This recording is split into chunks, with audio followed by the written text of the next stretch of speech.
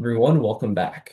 Now we're looking at one of the cornerstone studies in modern regional and urban economics. This is The Determinants of Agglomeration by Stuart Rosenthal and William Strange. This paper asks a very simple question. Why do firms and workers cluster together in space? So the same question we were looking at the previous article that we read.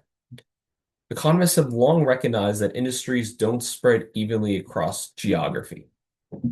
Gave some examples in the last module, things like tech in Silicon Valley, finance in New York, film in LA. But the real puzzle is what is it exactly that drives that concentration? It's still an open question and probably a combination of different things. So is it resources? Is it shared labor? Is it knowledge spillovers?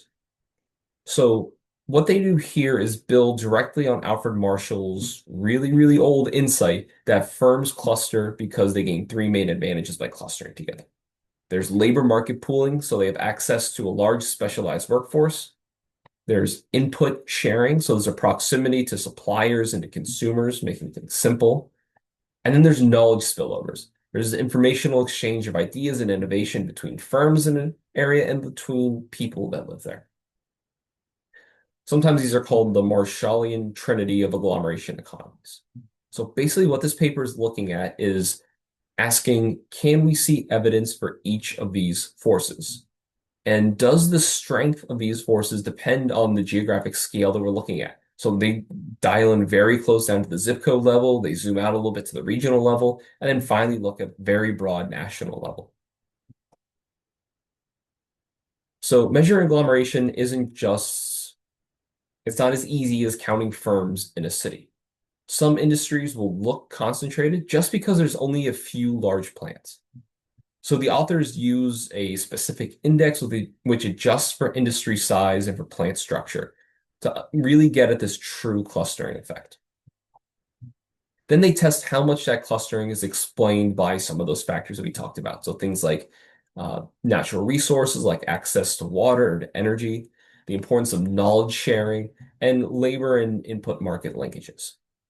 So they run these tests, like I said, at the zip code, at the county, and at the state level to see where each force shows up the strongest. So they find something really cool, and I like the way they display their results and they frame them in this article. So they find evidence that knowledge spillovers matter the most at very small scales. So usually within a few miles. This is a very, very tight. And then the effects fade with distance. But labor market pooling is a little bit more broad. So it operates across all local levels and even regional because people can commute or move between jobs.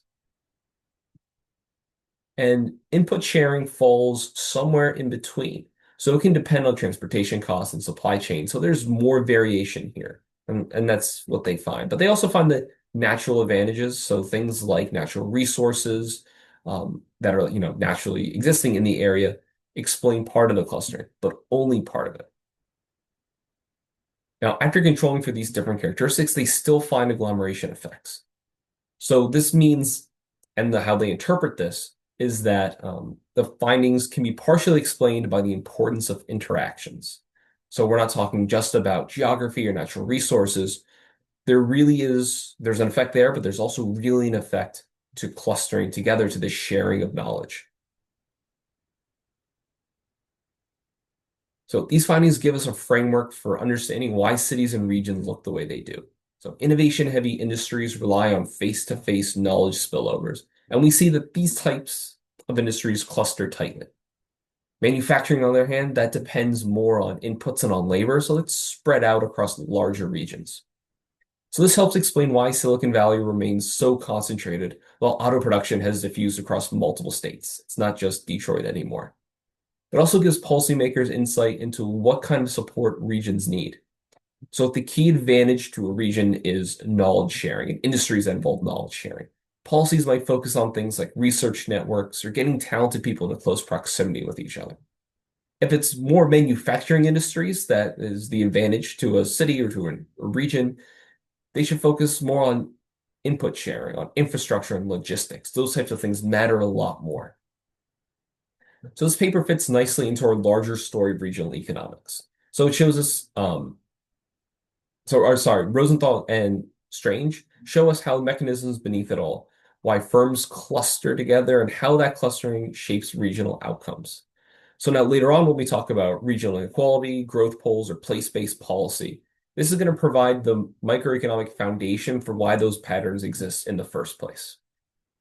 So economic geography is more than just the physical geography and natural resources like we thought way back when we were first, as a field, thinking about geography. There's also the people that really matter, the sharing of knowledge and ideas.